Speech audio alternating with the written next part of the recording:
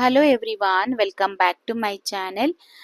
ನಾನು ಶುಕ್ರವಾರದ ಬೆಳಿಗ್ಗೆಯಿಂದ ಈ ವಿಡಿಯೋನ ಸ್ಟಾರ್ಟ್ ಮಾಡ್ತಾ ಇದ್ದೀನಿ. ಶುಕ್ರವಾರ ಬೆಳಿಗ್ಗೆ ನಾನು ಇಲ್ಲಿ ಕುಂಬಳಕಾಯಿ ಅಂದ್ರೆ ಬೂದು ಕುಂಬಳಕಾಯಿ ಇರುತ್ತಲ್ವಾ, ಅದ್ರದ್ದು ಜ್ಯೂಸ್ ಅನ್ನ ಮಾಡ್ತಾ ಇದ್ದೀನಿ. ಇದನ್ನ ಖಾಲಿ ಹೊಟ್ಟೆಯಲ್ಲಿ ಕುಡಿಯೋದ್ರಿಂದ ತುಂಬಾನೇ ಪ್ರಯೋಜನ ಇದೆ, ನಮ್ಮ ದೇಹಕ್ಕೆ ಅಂತೂ ತುಂಬಾನೇ ಒಳ್ಳೆಯದು. ಹಾಗೆ ಒಂದು 5 ನಿಮಿಷದಲ್ಲಿ ನಾವು ಈ ಜ್ಯೂಸ್ ಅನ್ನ ಮಾಡ್ಕೋಬಹುದು. ಈ ಕುಂಬಳಕಾಯಿ ಜ್ಯೂಸು ನಮ್ಮ ದೇಹವನ್ನ ತಂಪು ಮಾಡುತ್ತೆ, ಹಾಗೆ ಜೀರ್ಣಕ್ರಿಯೆಯನ್ನ ಸುಧಾರಣೆ ಮಾಡುತ್ತೆ, ಹಾಗೆ ತೂಕ ನಿಯಂತ್ರಣವನ್ನ ಮಾಡ್ಕೋಬಹುದು ಇದನ್ನ ನಾವು ರೆಗ್ಯುಲರ್ ಆಗಿ ಯೂಸ್ ಮಾಡಿದ್ರೆ.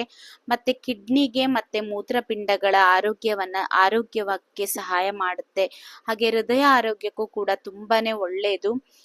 ಮತ್ತೆ ವಿಟಮಿನ್ಸ್ ಮತ್ತೆ ಖನಿಜಗಳಿಂದ ರೋಗ ನಿರೋಧಕ ಶಕ್ತಿಯ ಹೆಚ್ಚಳ ಕೂಡ ಈ ಜ್ಯೂಸ್ ಕುಡಿಯೋದ್ರಿಂದ ಆಗುತ್ತೆ.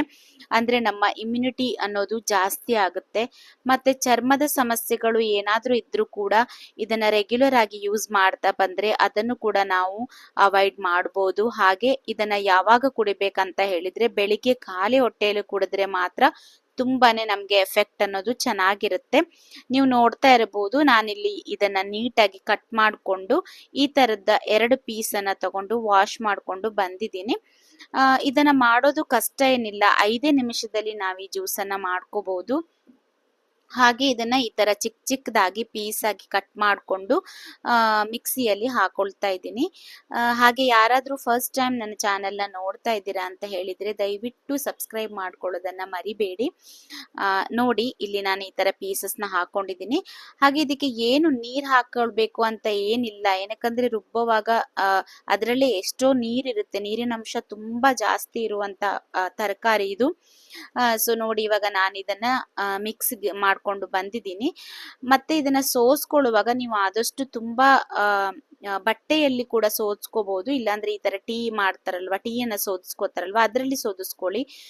ಜ್ಯೂಸ್ ಅನ್ನ ಸೋದಿಸ್ಕೊಳ್ಳೋದ್ರಲ್ಲಿ ಏನಾಗುತ್ತೆ ಅಂತ ಹೇಳಿದ್ರೆ, ಒಂದ್ ವೇಳೆ ನಿಮ್ಗೆ ಅದು ತರೆ ಇರೋದೆಲ್ಲ ಬಾಯಿಗೆ ಸಿಕ್ಕಿದ್ರೆ ಅಷ್ಟು ಚೆನ್ನಾಗ್ ಅನ್ಸಲ್ಲ ಕುಡಿಯುವಾಗ. ನೋಡಿ, ಈ ತರ ನೀರ್ ತರ ಬಂದ್ರೆ ಜ್ಯೂಸು ನಮ್ಗೆ ಏನು ಅನ್ಸೋದಿಲ್ಲ, ತುಂಬಾ ಎಂಜಾಯ್ ಮಾಡ್ಕೊಂಡು ಕುಡಿಬಹುದು. ನನ್ಗೆ ಇವಾಗ 2 ಪೀಸಲ್ಲಿ ಒಂದು ಹಾಫ್ ಗ್ಲಾಸ್ ಅಷ್ಟು ಜ್ಯೂಸ್ ಸಿಕ್ತು.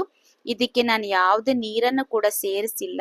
ಇವಾಗ ಒಂದ್ ಸ್ವಲ್ಪ ಬೆಲ್ಲನ ಹಾಕೊಳ್ತಾ ಇದ್ದೀನಿ.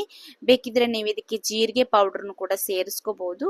ಮತ್ತೆ ಕಂಪಲ್ಸರಿ ನೀವು ನಿಂಬೆ ಹಣ್ಣಿನ ರಸನ ಹಾಕೊಳ್ಳಿ. ನನ್ನ ಹತ್ರ ಇರ್ಲಿಲ್ಲ, ಹಾಗಾಗಿ ನಾನು ಇದು ಬೆಲ್ಲ ಅಷ್ಟೇ ಹಾಕೊಂಡು ಕುಡಿದಿದ್ದೆ. ಮತ್ತೆ ನೈಟ್ ನಾವು ರಾಖಿ ತಗೊಳ್ಬೇಕು ಅಂತ ಹೇಳಿ ಹೊರಗಡೆ ಬಂದು, ಹಾಗೆ ಇಲ್ಲಿ ಪಾವ್ ಭಾಜಿ ಮೋಮೋಸ್ ಎಲ್ಲ ಚೆನ್ನಾಗಿ ಸಿಗುತ್ತೆ, ಸೌತ್ ಇಂಡಿಯನ್ ಕೂಡ ಸಿಗುತ್ತೆ. ಹೊರಗಡೆ ಕೂತ್ಕೊಂಡು ಚೆನ್ನಾಗಿ ತಿನ್ಬಹುದು. ಇಲ್ಲಿ ಫುಡ್ ಸ್ಟಾಲ್ಸ್ ಅನ್ನೋದು ತುಂಬಾ ಚೆನ್ನಾಗಿರುತ್ತೆ, ಸೋಯಾ ಜಾಂಪ್ ಆಗಿರ್ಬೋದು ಎಲ್ಲ ಚೆನ್ನಾಗಿರುತ್ತೆ. ಹಾಗಾಗಿ ನಾವಿಲ್ಲಿ ಬಂದಿದ್ವಿ. ತುಂಬಾ ರಶ್ ಇತ್ತು, ಎಲ್ಲ ಕಡೆ ರಾಖಿ ಸ್ಟಾಲ್ಸ್ ಎಲ್ಲ ಹಾಕಿದ್ದಾರೆ. ರಾಖಿ ಅಂತ ಹೇಳಿದ್ರೆ ತುಂಬಾ ಗ್ರ್ಯಾಂಡ್ ಆಗಿ ಸೆಲೆಬ್ರೇಟ್ ಮಾಡ್ತಾರೆ ಇಲ್ಲೆಲ್ಲ. ಸ್ವೀಟ್ಸ್ ಆಗಿರ್ಬೋದು ಎಲ್ಲ ನೀವು ನೋಡ್ಬೋದು ಅಲ್ಲಿ ಎಷ್ಟು ಸ್ಟಾಲ್ಸ್ ಎಲ್ಲ ಯಾವ ತರ ಹಾಕಿದ್ದಾರೆ ಅಂತ. ನನ್ನ ಮಕ್ಕಳಿಗೆ ಇಬ್ರಿಗೂನು ನಾನು ಈ ತರ ರಕ್ಷಾ ಬಂಧನನ ಸೆಲೆಬ್ರೇಟ್ ಮಾಡಿಸ್ತೀನಿ. ಏನಕ್ಕೆ ಅಂದ್ರೆ ರಕ್ಷೆ ಅನ್ನೋದು ಇಬ್ರಿಗೂ ಒಬ್ರಿಗೊಬ್ರು ಮಾಡ್ಕೋಬೇಕು, ಒಬ್ರಿಗೊಬ್ರು ಪ್ರೊಟೆಕ್ಟ್ ಮಾಡ್ಕೋಬೇಕು ಅಂತ ಅವ್ರಿಗೆ ನಾನು ಹೇಳ್ಕೊಡ್ತಾ ಇದ್ದೀನಿ. ಇದರಿಂದ ನಾವು ಚಿಕ್ಕವರಿರುವಾಗ ನಮ್ಗೂನು ಯಾರ ಅಣ್ಣ ತಮ್ಮ ಇಲ್ಲ, ನಾವು 3 ಜನ ಹೆಣ್ಮಕ್ಳೇನೆ. ನಮ್ ತಂದೆ ಕೂಡ ನಮ್ಗೂ ಈ ತರನೇ ರಾಖಿನ ಸೆಲೆಬ್ರೇಟ್ ಮಾಡಿಸ್ತಾ ಇದ್ರು. ಹಾಗಾಗಿ ನನ್ ಮಕ್ಕಳಿಗೂ ಕೂಡ ನಾನು ಈ ತರ ಮಾಡಿಸ್ತಾ ಇದ್ದೀನಿ. ಇದರಿಂದ ಏನಪ್ಪಾ ಅಂತ ಹೇಳಿದ್ರೆ, ಒಂದ್ ಮನೆಯಲ್ಲಿ ಗಂಡ್ ಮಕ್ಳಿಲ್ಲ ಅಂತ ಹೇಳಿದ್ರೆ ರಾಖಿ ಇಲ್ಲ, ಅಯ್ಯೋ ನಮ್ಗೆ ರಾಖಿ ಹಬ್ಬ ಇರಲ್ಲ ಅಂತ ಎಲ್ಲ ಯೋಚನೆ ಮಾಡೋರು ಇರ್ತಾರೆ. ಅಷ್ಟೇ ಅಲ್ಲ, ಹೆಣ್ಮಕ್ಳಿಲ್ಲ ಅಂದ್ರೂ ಕೂಡ ರಾಖಿ ಇರಲ್ಲ. ಸೊ ಇಬ್ರುನು ತುಂಬಾ ಇಂಪಾರ್ಟೆಂಟೇನೆ. ಹೀಗಿತ್ತು ನಮ್ಮ ರಾಖಿ ಫೆಸ್ಟಿವಲ್. ಮತ್ತೆ ನಾನು ಸ್ವಲ್ಪ ಸ್ವೀಟ್ ಮಾಡುವ ಅಂತ ಹೇಳಿ ಕರ್ಜಿಕಾಯಿನ ಮಾಡಿದ್ದೆ. ಸೊ ಅದರ ವಿಡಿಯೋನ ನಿಮ್ ಜೊತೆ ಶೇರ್ ಮಾಡ್ಕೊಳ್ತಾ ಇದ್ದೀನಿ. ಇದು ನನ್ಗೆ ಒಂದೊಂದ್ಸಲ ಗರಿಗರಿಯಾಗಿ ಬರುತ್ತೆ, ಒಂದೊಂದ್ಸಲ ಮೆತ್ತಗಾಗ್ಬಿಡ್ತಾ ಇತ್ತು. ಸೊ ಈ ಸಾರಿ ಮಾತ್ರ ಆಲ್ಮೋಸ್ಟ್ 90% ಗರಿಗರಿಯಾಗಿ ಬಂದಿತ್ತು. ಅದಕ್ಕೆ ನಾನು ಸ್ವಲ್ಪ ಟಿಪ್ಸ್ ಅನ್ನು ಕೂಡ ಇಲ್ಲಿ ಯೂಸ್ ಮಾಡಿದ್ದೀನಿ. ಇದನ್ನ ಆಕ್ಚುಲಿ ನಮ್ ಕಡೆ ಎಲ್ಲ ನಾಗರ ಪಂಚಮಿಗೆ ಮಾಡ್ತಾರೆ, ಅಕ್ಕಿ ಕಡುಬು, ಸ್ವೀಟ್ ಕಡುಬು ಏನೋ ಹೇಳ್ತಾರೆ, ಅದನ್ನೆಲ್ಲ ಮಾಡ್ತಾರೆ. ಅದನ್ನ ನನ್ಗೆ ಮಾಡ್ಲಿಕ್ಕೆ ಟೈಮ್ ಇರ್ಲಿಲ್ಲ, ಹಾಗಾಗಿ ಇವಾಗ ಇದನ್ನೇ ಮಾಡುವ ಅಂತ ಹೇಳಿ ಮಾಡ್ತಾ ಇದ್ದೀನಿ. ಯಾಕಂದ್ರೆ ಬಾಳೆ ಎಲೆಲ್ಲ ಸಿಗೋದು ಇಲ್ಲಿ ಕಷ್ಟ ಅಲ್ವಾ. ತೆಂಗಿನಕಾಯಿಯನ್ನ ತುರಿದಿಟ್ಕೊಂಡಿದ್ದೀನಿ. ಅಂದ್ರೆ ಅದನ್ನ ತೆಂಗಿನಕಾಯಿ ಕಟ್ ಮಾಡಿಬಿಟ್ಟು ಪೀಸಸ್ ಸಿಗುತ್ತೆ ಇಲ್ಲಿ. ಸೊ ಅದನ್ನ ಕ್ಯಾರೆಟ್ ತರ ತುರಿದಿಟ್ಕೋಬೇಕು. ಆ ತರ ತುರಿದಿಟ್ಕೊಂಡೆ. ಸ್ವಲ್ಪ ಬೆಲ್ಲ ತಗೊಂಡಿದ್ದೀನಿ. ಇದು ಕಪ್ಪು ಬೆಲ್ಲ, ತುಂಬಾ ಒಳ್ಳೆ ಬೆಲ್ಲ ಇದು. ಅದ್ರ ಜೊತೆ ಒಂದ್ 3 ಏಲಕ್ಕಿನೂ ಕೂಡ ಹಾಕೊಂಡೆ. ಹಾಗೆ ಇಲ್ಲಿ ನಾನು ಅರ್ಧ ಕಪ್ ಆಗುವಷ್ಟು ಬಿಳಿ ಎಳ್ಳನ್ನ ಕೂಡ ತಗೊಂಡೆ. ಇವಾಗ ನಾನು ಹೇಗ್ ಮಾಡಿದೆ ಅಂತ ಹೇಳಿ ನಿಮ್ ಜೊತೆ ಶೇರ್ ಮಾಡ್ಕೊಳ್ತೀನಿ ನೋಡಿ. ನಾನೊಂದು ಪಾತ್ರೆನ ಇಟ್ಕೊಂಡು ಅದಕ್ಕೆ ಬೆಲ್ಲ ಕ್ಯೂಬ್ಸ್ ತರ ಇದೆ ನನ್ನ ಹತ್ರ ಬೆಲ್ಲ ಅದು. ಸೊ ಆ ಬೆಲ್ಲನ ನಾನು ಈ ತರ ಹಾಕೊಳ್ತಾ ಇದ್ದೀನಿ. ನನ್ನ ಮಕ್ಕಳಿಗೆ ಅಂತೂ ಇದಂದ್ರೆ ತುಂಬಾನೇ ಇಷ್ಟ. ನನ್ಗೆ ಮಾಡ್ಲಿಕ್ಕೆ ಸ್ವಲ್ಪ ಕಷ್ಟ ಅನ್ಸುತ್ತೆ, ಅದಕ್ಕೆ ನಾನು ಮಾಡಲ್ಲ. ಏನಕ್ಕೆ ಅಂದ್ರೆ ಕರ್ಜಿಕಾಯಿ ಎಲ್ಲ ಮಾಡುವಾಗ ಯಾರೋ ಒಬ್ರು ಹೆಲ್ಪ್ ಮಾಡಿದ್ರೆ ಚೆನ್ನಾಗಿರುತ್ತೆ. ಒಬ್ರೇ ಮಾಡ್ಕೊಳ್ಬೇಕು ಅಂತ ಹೇಳಿದ್ರೆ ಸ್ವಲ್ಪ ಕಷ್ಟ ಅನ್ಸುತ್ತೆ. ಇವಾಗ ಬೆಲ್ಲಕ್ಕೆ ನಾನು ಸ್ವಲ್ಪನೇ ನೀರ್ ಹಾಕೊಂಡೆ, 1-2 ಸ್ಪೂನ್ ಆಗಿರ್ಬೋದೇನು ಅಷ್ಟನ್ನ ನೀರ್ ಹಾಕೊಂಡು ಬೆಲ್ಲನೆಲ್ಲ ಕರಗಿಸ್ಕೋಬೇಕು. ಜಾಸ್ತಿ ಅದು ನೋಡಿ ಇವಾಗ ಎಷ್ಟು ಒಂದು 80% ಇಲ್ಲ ಅಂದ್ರೆ 50% ಕರಗ್ತಾ ಇದೆ ಅನ್ನೋವಾಗ ನಾನು ತೆಂಗಿನಕಾಯಿ ತುರಿನೆಲ್ಲ ಇದಕ್ಕೆ ಸೇರಿಸ್ಕೊಳ್ತಾ ಇದ್ದೀನಿ. ನೀವು ನೋಡ್ತಾ ಇರ್ಬೋದು ತೆಂಗಿನಕಾಯಿನ ನಾನು ಈ ತರ ತುರ್ಕೊಂಡಿದ್ದೀನಿ, ಕ್ಯಾರೆಟ್ ತುರಿತಾರಲ್ವಾ ಅದರಲ್ಲಿ ತುರ್ಕೊಂಡಿದ್ದೀನಿ. ಸೊ ಈ ತರ ಇವಾಗ ನಾವು ಕಾಯಿ ಸೇರಿಸಿದಾಗ ಕಾಯಲ್ಲೂ ಕೂಡ ನೀರ್ ಬಿಟ್ಕೊಳ್ಳುತ್ತಲ್ವಾ, ಅದೆಲ್ಲ ಮಿಕ್ಸ್ ಆಗಿ ಚೆನ್ನಾಗಿ ಕಾಯಿಗೆ ಸಿಹಿ ಅನ್ನೋದು ಹೊಂದ್ಕೊಳ್ಳುತ್ತೆ. ಈ ತರ ಕಾಯೆಲ್ಲ ಹಾಕಿದ್ದು ಪಂಚಕಜ್ಜಾಯ ಅಂತ ಹೇಳಿ ಮಾಡ್ತಾರಲ್ವಾ ಗಣೇಶ ಹಬ್ಬಕ್ಕೆಲ್ಲ. ಸೊ ತುಂಬಾ ಚೆನ್ನಾಗಿರುತ್ತೆ. ಇದನ್ನ ಮಾಡ್ತಾ ಇರುವಾಗಲೇ ಒಂದೊಳ್ಳೆ ಘಮ ಘಮ ಅಂತ ಪರಿಮಳ ಮನೆಯೆಲ್ಲ ಆಗ್ತಾ ಇರುತ್ತೆ, ತುಂಬಾ ಚೆನ್ನಾಗ್ ಅನ್ಸುತ್ತೆ. ಸೊ ನೋಡಿ ಇದು ಈ ತರ ನಾವು ಪ್ರೆಸ್ ಮಾಡ್ತಾ ಇದ್ರೆ ಆ ಗಟ್ಟಿಯಾಗಿರುವಂತ ಬೆಲ್ಲ ಎಲ್ಲ ಕರಗಿ ಈ ತರ ಆಯ್ತು. ನಾನು ಮುಂಚೆ ಹೇಳ್ದಾಗೆ ಕಪ್ಪು ಬೆಲ್ಲ ತಗೊಂಡಿದ್ದೆ, ತುಂಬಾ ಕ್ವಾಲಿಟಿ ಇರುವಂತ ಬೆಲ್ಲ ಇದು. ನಮ್ಗೆ ಇಲ್ಲಿ ಬೆಲ್ಲ ತುಂಬಾ ಚೆನ್ನಾಗಿ ಸಿಗುತ್ತೆ. ಹಾಗಾಗಿ ಒಳ್ಳೆ ಬೆಲ್ಲ, ಹುಳಿ ಏನಿರಲ್ಲ, ಒಂದೊಂದ್ ಬೆಲ್ಲ ಹುಳಿ ಇರುತ್ತೆ. ಸೊ ಅದೇನಿಲ್ಲ ಇದು. ಇವಾಗ ನಾನು ತಗೊಂಡಿದ್ನಲ್ವಾ 3 ಏಲಕ್ಕಿನ ಜಜ್ಜಿ ಅದಕ್ಕೆ ಸೇರಿಸ್ಕೊಂಡೆ. ಇದಕ್ಕೆ ಏಲಕ್ಕಿ ಹಾಕಿದ್ಮೇಲಂತೂ ಫ್ರೇಗ್ರೆನ್ಸ್ ಅನ್ನೋದು ತುಂಬಾ ಚೆನ್ನಾಗಿರುತ್ತೆ. ಇವಾಗ್ಲೇ ತಿನ್ಬೇಕು ಅಂತ ಅನ್ಸ್ತಾ ಇರುತ್ತೆ. ಸೊ ಇವಾಗ ನೀಟಾಗಿ ಮಿಕ್ಸ್ ಮಾಡ್ಕೊಳ್ಬೇಕು. ಇದಕ್ಕೆ ಜಾಸ್ತಿ ಸೌಟಲ್ಲಿ ಕೈ ಆಡಿಸ್ತಾನೆ ಇರ್ಬೇಕು, ಇಲ್ಲಾಂದ್ರೆ ಕೆಳಗಡೆ ಎಲ್ಲ ಅಂಟುಕೊಳ್ಳುತ್ತೆ ಒಂದೊಂದ್ಸಲ. ಇವಾಗ ನಾನು ಹಾಫ್ ಬೌಲ್ ಆಗುವಷ್ಟು ಬಿಳಿ ಎಳ್ಳನ್ನ ಸಪರೇಟ್ ಆಗಿ ಹುರ್ಕೊಳ್ತಾ ಇದ್ದೀನಿ. ಲೋ ಫ್ಲೇಮ್ ಅಲ್ಲಿ ಇಟ್ಕೊಂಡು 1-2 ನಿಮಿಷ ಈ ತರ ಬಿಸಿ ಮಾಡ್ಕೊಂಡ್ರೆ ಸಾಕಾಗುತ್ತೆ. ಅದು ಚಟಪಟ ಅಂತ ಸೌಂಡ್ ಬರುತ್ತೆ. ಸೊ ಅಲ್ಲಿವರೆಗೂ ನಾವು ಬಿಸಿ ಮಾಡ್ಕೋಬೇಕು. ಇದಕ್ಕೆ ಎಣ್ಣೆ ಏನು ನಾನು ಹಾಕೊಂಡಿಲ್ಲ. ಇವಾಗ ಈ ಹುರ್ಕೊಂಡಿರೋ ಎಳ್ಳನ್ನ ಇದಕ್ಕೆ ಸೇರಿಸ್ಬಿಟ್ಟು ಮಿಕ್ಸ್ ಮಾಡ್ಕೋಬೇಕು. ನಾನು ಎಳ್ಳು ಸ್ವಲ್ಪ ಜಾಸ್ತಿನೇ ಹಾಕೊಂಡೆ. ನಿಮ್ಗೆ ಎಷ್ಟು ಬೇಕೋ ಅಷ್ಟು ನೀವು ಹಾಕೊಳ್ಬಹುದು. ನನ್ಗೆ ಎಳ್ಳು ಜಾಸ್ತಿ ಇದ್ರೆ ಇಷ್ಟ, ಹಾಗಾಗಿ ನಾನು ಸ್ವಲ್ಪ ಜಾಸ್ತಿನ ಇದಕ್ಕೆ ಹಾಕೊಂಡಿದ್ದೀನಿ. ನೋಡಿ ಈ ತರ ನೀಟಾಗಿ ಮಿಕ್ಸ್ ಮಾಡಬೇಕು. ಇವಾಗ ನಾನು ಸ್ಟವ್ ಆಲ್ರೆಡಿ ಆಫ್ ಮಾಡಿ ಇಟ್ಟಿದ್ದೆ ಅದು. ಇವಾಗ ನಾನು ಗೋಧಿ ಹಿಟ್ಟಿಂದ ಮಾಡ್ತಾ ಇದ್ದೀನಿ, ಯಾವುದೇ ರೀತಿ ಮೈದಾ ಹಿಟ್ಟನ್ನ ನಾನು ಇಲ್ಲಿ ಯೂಸ್ ಮಾಡಲಿಲ್ಲ. ಈ ಕಪ್ಪಲ್ಲಿ ಒಂದು 4 ಕಪ್ ಆಗುವಷ್ಟು ನಾನು ಗೋಧಿ ಹಿಟ್ಟನ್ನ ತಗೊಂಡಿದ್ದೀನಿ.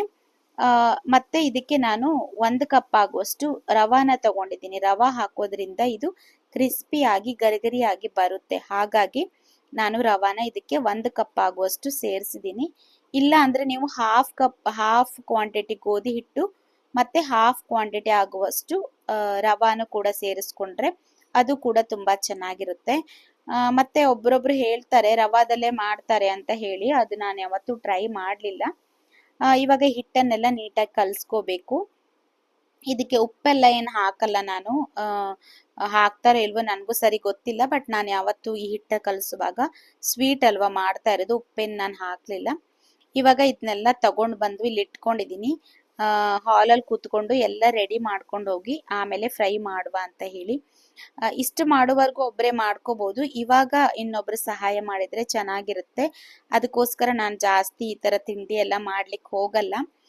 ಮಾಡಿದ್ರೆ ಮಕ್ಕಳು ಇಷ್ಟಪಟ್ಟು ತಿಂತಾರೆ, ಬಟ್ ನಮ್ಗೆ ಟೈಮನು ಇರಲ್ಲ, ಮತ್ತೆ ಮಾಡ್ಕೊಳ್ಲಿಕ್ಕೂ ಸ್ವಲ್ಪ ಕಷ್ಟ ಅನ್ಸುತ್ತೆ.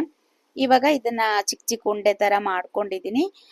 ಇನ್ನೊಂದೇನಪ್ಪಾ ಅಂತ ಹೇಳಿದ್ರೆ ಇದನ್ನ ಲಟ್ಸ್ಕೊಳ್ಲಿಕ್ಕೂ ಒಂದು ಟ್ರಿಕ್ಸ್ ಇದೆ. ನಾವು ಪೂರಿಗೆ ಚಪಾತಿಗೆ ಎಲ್ಲ ಲಟ್ಸಿ ತರ ಎಲ್ಲ ಲಟ್ಸ್ಬಾರ್ದು. ಇದನ್ನ ಸ್ವಲ್ಪ ತೆಳುವಾಗಿ ಲಟ್ಸ್ಕೋಬೇಕು. ಎಷ್ಟು ತೆಳುವಾಗುತ್ತೋ ಅಷ್ಟು ತೆಳುವಾಗಿ ಲಟ್ಸ್ಕೊಂಡ್ರೆ ಒಳ್ಳೇದು. ನಾವು ತೆಳುವಾಗಿ ಲಟ್ಸ್ಕೊಂಡಾಗ ಏನಾಗುತ್ತೆ ಅಂತ ಹೇಳಿದ್ರೆ ಅದು ಗರಿಗರಿಯಾಗಿ ಬರುತ್ತೆ, ಚೆನ್ನಾಗಿ ಕ್ರಿಸ್ಪಿಯಾಗಿ ಬರುತ್ತೆ. ನಾನಿವಾಗ ಇದನ್ನ ಈ ತರ ಪೂರಿ ತರ ಎಲ್ಲ ಲಟ್ಟಿಸ್ಕೊಂಡು ಸೈಡಲ್ಲಿ ಇಟ್ಕೊಂಡೆ. ಮತ್ತೆ ಇವಾಗ ನಾನು ಇದಕ್ಕೆ ಫಿಲ್ಲಿಂಗ್ ನ ಮಾಡ್ಕೊಳ್ತಾ ಇದ್ದೀನಿ. ನಾನು ತುಂಬಾ ದಿನದ ಹಿಂದೆ, ಅಂದ್ರೆ ತುಂಬಾ ಒಂದ್ 2-3 ವರ್ಷದ ಹಿಂದೆನೆ ಈ ಕರ್ಜಿಕಾಯಿ ಮೋಲ್ಡ್ ನ ತಗೊಂಡಿದ್ದೆ. ಊರಲ್ಲಿ ತಗೊಂಡಿದ್ದು, ಇದು ಮರದ್ದು. ಯೂಸ್ ಮಾಡಿದ್ ಇವತ್ತೇ ಅಂತ ಹೇಳ್ಬೋದು. ಲಾಸ್ಟ್ ಟೈಮ್ ಮಾಡಿದ್ದೆ, ಬಟ್ ಅದಷ್ಟು ಚೆನ್ನಾಗಿ ಬಂದಿರ್ಲಿಲ್ಲ. ಹಾಗಾಗಿ ಇವತ್ತು ನಾನು ಯೂಸ್ ಮಾಡಿದ್ದೀನಿ. ನಾನು ಫಸ್ಟ್ ಫಿಲ್ ಮಾಡುವಾಗ ಆ ಕರ್ಜಿಕಾಯಿ ಮೋಲ್ಡ್ಗೆ ಎಣ್ಣೆ ಎಲ್ಲ ಹಾಕಿರ್ಲಿಲ್ಲ. ಮತ್ತೆ ಈ ಫಿಲ್ಲಿಂಗ್ ಏನಿದೆ ಅಲ್ಲ, ಅದನ್ನು ಕೂಡ ತುಂಬಾ ಜಾಸ್ತಿ ಹಾಕ್ಬಿಟ್ಟೆ. ಅದನ್ನ ಸ್ವಲ್ಪ ಹಾಕಿದ್ರು ಕೂಡ ಸಾಕಾಗುತ್ತೆ. ಅದು ಫೋಲ್ಡ್ ಮಾಡಿದಾಗ ಆ ಫಿಲ್ಲಿಂಗ್ ಏನಿದೆ ಒಳಗಡೆ ನಾವು ಹಾಕ್ತಿವಿ, ಅದು ಸ್ಪ್ರೆಡ್ ಆಗ್ಬಿಟ್ಟು ಸ್ಪ್ರೆಡ್ ಆಗುತ್ತೆ. ನೋಡ್ತಾ ಇರ್ಬೋದು ನೀವು, ಇದು ಜಾಸ್ತಿ ಆಗ್ಬಿಡ್ತು ನಾನು ಹಾಕಿದ್ದು. ಮತ್ತೆ ಎಣ್ಣೆ ಕೂಡ ಮೋಲ್ಡ್ಗೆ ಹಾಕೊಂಡಿರ್ಲಿಲ್ಲ ಫಸ್ಟು.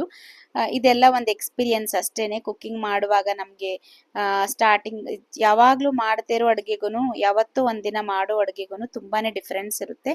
ಇವಾಗ ನಾನಿಲ್ಲಿ ಇದಕ್ಕೆ ಎಣ್ಣೆ ಸವರ್ಕೊಂಡೆ.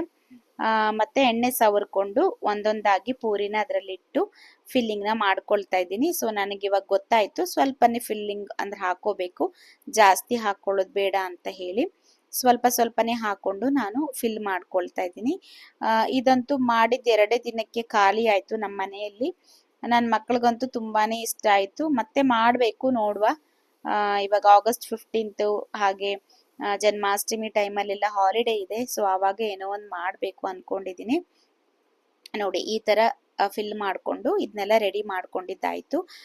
ಮತ್ತೆ ಇದನ್ನ ಫ್ರೈ ಮಾಡುವಾಗ್ಲೂ ಕೂಡ ನಾವು ನೋಡ್ಕೊಳ್ಬೇಕು. ಫಸ್ಟ್ ಅದೊಂದು ಮೀಡಿಯಂ ಆಗಿ ಎಣ್ಣೆ ಬಿಸಿ ಆಗಿದ್ಮೇಲೆ ಫ್ರೈ ಮಾಡ್ಕೊಂಡ್ರೆ ಸಾಕಾಗುತ್ತೆ. ಮತ್ತೆ ಜಾಸ್ತಿ ಲೋ ಫ್ಲೇಮ್ ಅಲ್ಲಿ ಇಟ್ಕೊಂಡು ನಾವು ಫ್ರೈ ಮಾಡಬೇಕು, ಆವಾಗ್ಲೇ ಅದು ಕ್ರಿಸ್ಪಿಯಾಗಿ ಚೆನ್ನಾಗಿ ಬರುತ್ತೆ. ನಂದು ಒಂದು 90% ಕರ್ಜಿಕಾಯಿ ಕ್ರಿಸ್ಪಿಯಾಗಿ ಬಂದಿತ್ತು. ಒಂದು 10% ಆಗುವಷ್ಟು ಮೆತ್ತಗಾಗ್ಬಿಟ್ಟಿತ್ತು. ಅದು ಏನಕ್ಕೆ ಮೆತ್ತಗಾಯ್ತು ಅಂತಾನೆ ನನ್ಗೆ ಅರ್ಥ ಆಗ್ಲಿಲ್ಲ. ಸೊ ಮಾಡಿದ್ದು ಆಲ್ಮೋಸ್ಟ್ ಚೆನ್ನಾಗಿ ಸಕ್ಸಸ್ ಆಯ್ತು ಅಂತ ಅನ್ಸಿತ್ತು ನನಗೆ. ನೀವು ನೋಡ್ತಾ ಇರ್ಬೋದು ಹೇಗೆ ಅದು ಉಬ್ತಾ ಇದೆ. ಈ ತರ ಗುಳ್ಳೆ ಗುಳ್ಳೆ ತರ ಮೇಲೆ ಬಂದ್ರೆ ಅದು ಕ್ರಿಸ್ಪಿಯಾಗಿ ಚೆನ್ನಾಗಿ ಆಗಿದೆ ಅಂತ ಹೇಳಿ. ಹೀಗಿತ್ತು ಇವತ್ತಿನ ಈ ವಿಡಿಯೋ. ನಿಮ್ಗೆ ಹೇಗನ್ಸಿತು ಅಂತ ಹೇಳಿ ಕಮೆಂಟ್ ಮಾಡಿ.